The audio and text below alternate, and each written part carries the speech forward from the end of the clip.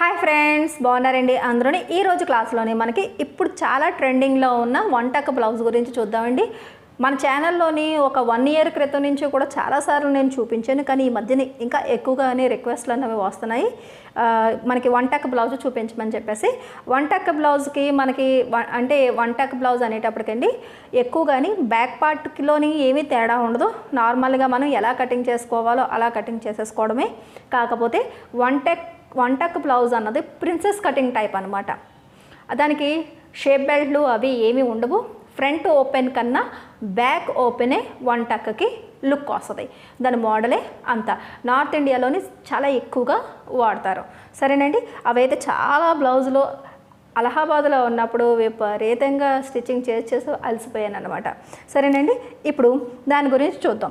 Back పార్ట్లోనండి మీరు shoulder ఏంటి, చంకదింపు ఏంటి, ఏదైనా సరే మీ క్రాస్ కటింగ్ బ్లౌజ్కి మీ నార్మల్ బ్లౌజ్కి ఎలా అయితే కటింగ్ చేసుకుంటున్నారో సేమ్ ప్రాసెస్.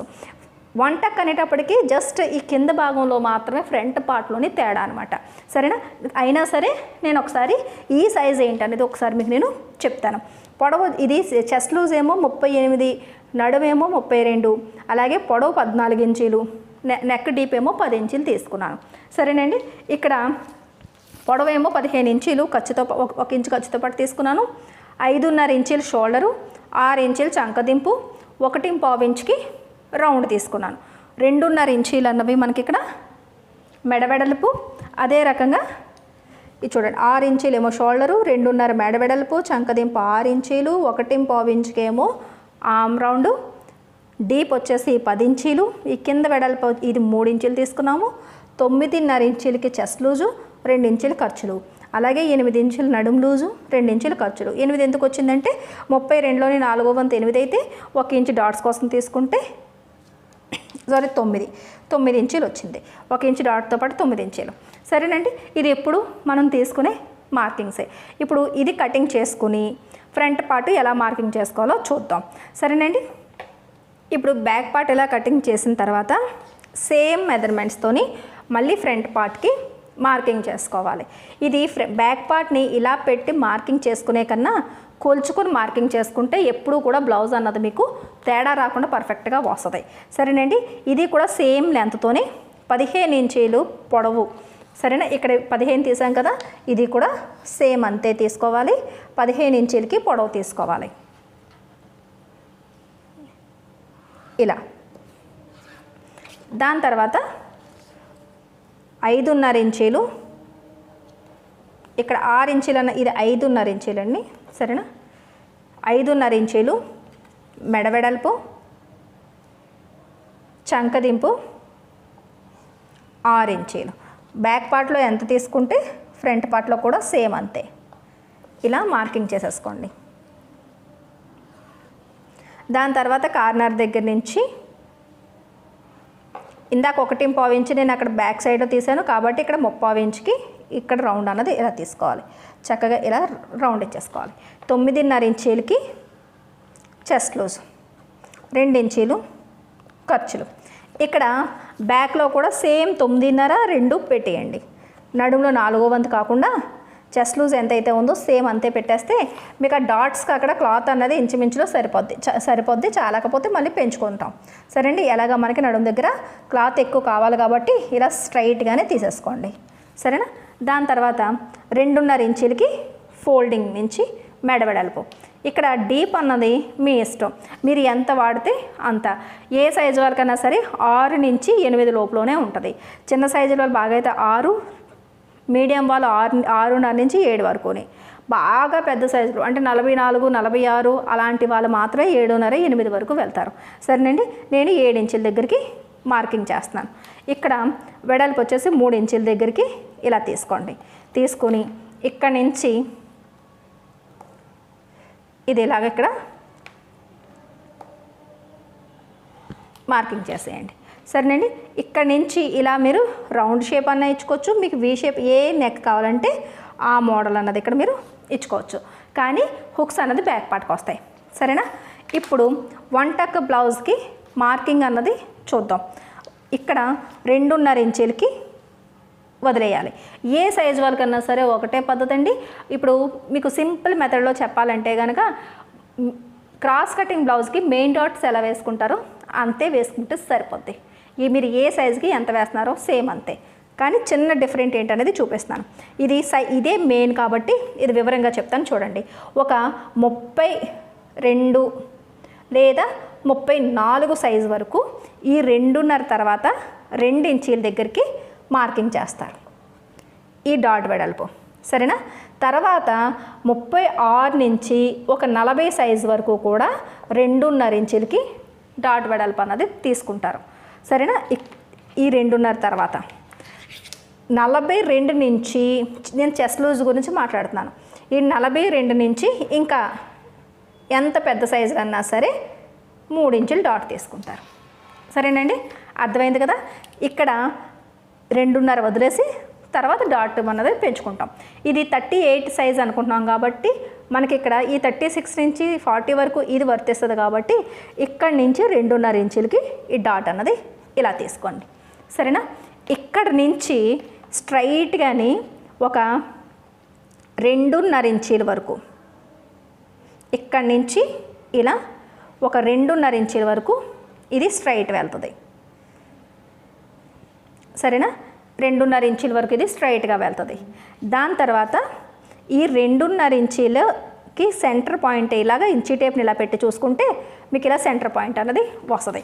ఈ సెంటర్ పాయింట్ దగ్గర నుంచి ఇక్కడి నుంచి ఫోల్డింగ్ దగ్గరికి ఎంత ఉందో చూసుకుంటూ సేమ్ అంతే కొద్ది పై వరకు కూడా ఉండేటట్టుగా చూసుకుని లైన్ గీసుకుంటారు. ఈ లైన్ ఎందుకంటే డాట్ సెంటర్ పాయింట్ స్ట్రైట్గా ఉండడం కోసం, అంతే. దాని తర్వాత ఏ సైజు వాళ్ళకన్నా అంటే పైనుంచి చెస్ట్ పాయింట్ అన్నది 10 ఇంచుల దగ్గరికి మార్కింగ్ చేసుకోవాలి. ఈ 36 సైజు నుంచి ఈ పెద్ద సైజుల వరకు కూడా 10 ఇంచులకే మీరు చెస్ట్ పాయింట్ అన్నది మార్కింగ్ పెడతారు. ఒక్క చిన్న సైజుకి మాత్రమే 9 ఇంచీలు చెస్ట్ పాయింట్ పెడతారు, బాగా చిన్న సైజు వాళ్ళకి, బాగా సన్నంగా ఉన్న వాళ్ళకి, సరేనా. మిగతా వాళ్ళందరికీ చెస్ట్ పాయింట్ ఎప్పుడు 10 ఇంచీలే, సరేనా. ఇప్పుడు ఈ 10 ఇంచీల దగ్గర నుంచి ఈ 2 ఇంచీలది ఈ మార్కింగ్ ఉన్నాయి చూసారా, ఈ లైన్లు ఇక్కడికి ఇలాగా కలుపుకోవాలి ఈ రకంగా. ఇది సింగిల్ డాట్, సరేనండి. ఇప్పుడు ఇది కటింగ్ చేసి స్టిచ్చింగ్ కూడా ఎలా చేయాలో మీకు నేను చూపిస్తాను.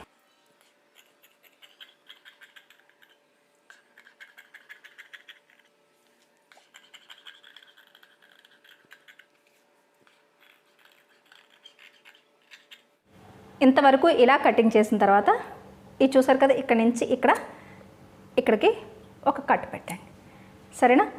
ఇప్పుడు దీన్ని ఇలాగా ఫోల్డింగ్ ఇలా ఉంది కదా, ఇక్కడి నుంచి ఇలా తీసి ఇటువైపు ఈ కట్స్ కలిసేటట్టుగా ఫోల్డింగ్ చేస్తే మీకు ఈ ఫోల్డింగ్ కూడా తేడా రాకుండా కరెక్ట్గా వస్తుంది అనమాట. ఎందుకంటే 2 వైపులా మీకు ఈ డాట్ మార్కింగ్ అన్నది ఇలా అదిమితే పడుతుంది. చాలా ఈజీగా ఇలా మీరు మార్కింగ్ చేసేసుకోవచ్చు.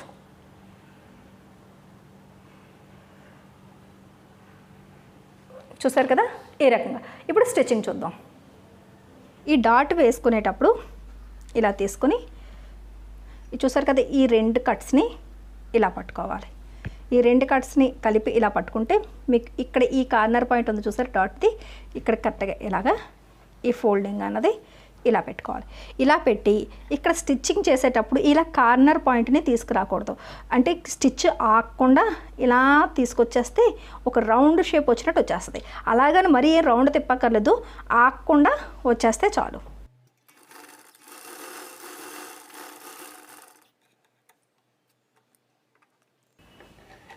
చూసారు కదా, ఇలా కంటిన్యూస్గా వచ్చేయాలి.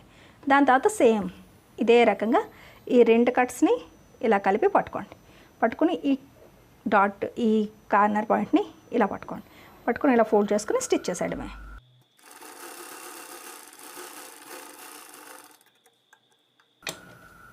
చూసారు కదా ఈ రకంగా వస్తుంది. ఇప్పుడు మీకు ఇలా వచ్చి ఈ షేప్ అన్నది మీకు ఇలా వస్తుంది. నడుము దగ్గర ఎప్పుడైతే మనం స్ట్రైట్ ఇచ్చామో ఇలా వేసుకున్న తర్వాత ఇలా స్ట్రైట్ లుక్ వస్తుంది. ఇక్కడ ఇలా నడుముకి ఇలా పట్టినట్టు వస్తుంది. బ్లౌజ్ వేసుకున్న తర్వాత ఇక్కడ ఆటోమేటిక్గా మీకు ఈ చెస్ట్ పాయింట్ అన్నది నీట్గా మీకు షేప్ కూడా వస్తుంది అనమాట. ఆ తర్వాత ఇక్కడ 2 ఇంచీల వెడల్పుని మనం హెమ్మింగ్ బెల్ట్ అన్నది తీసుకుని ఇలా ఫోల్డింగ్ చేసుకుని కింద హెమ్మింగ్ బెల్ట్ అన్నది వేసేసుకోవాలి.